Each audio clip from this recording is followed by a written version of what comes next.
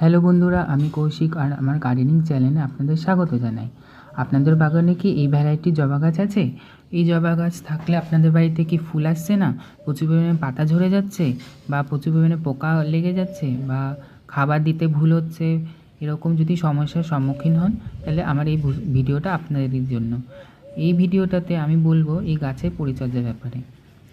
এই গাছের পরিচর্যা বলতে কিছুই না, কয়েকটা যদি নিয়ম আপনারা পালন করেন, দেখবেন আপনাদের গাছেও এরকম ফুলে ভরে উঠবে।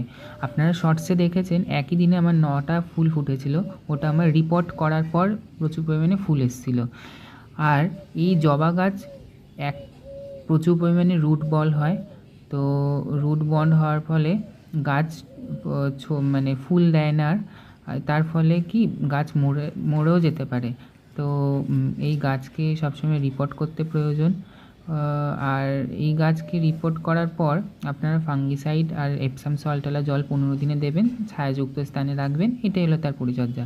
15 দিন তারপর এই গাছ যখন আস্তে আস্তে শেকড় ধরবে মাটিতে, তাই এরপর একে খাবার দিতে হবে। আর রোদ, যে জায়গায় 6 ঘন্টা পর্যন্ত রোদ আসে সেই জায়গায় রাখতে হবে।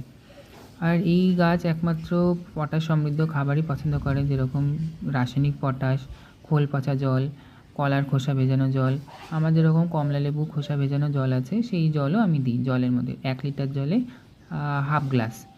তো আর এই গাছে প্রচুর পরিমাণে মিলিবাগ, রেড স্পাইডার এসব হয়। আপনারা ট্যাপ কল ইউজ করতে পারেন 1 লিটার জলে 30 ফোঁটা, 15 দিনে একবার করে।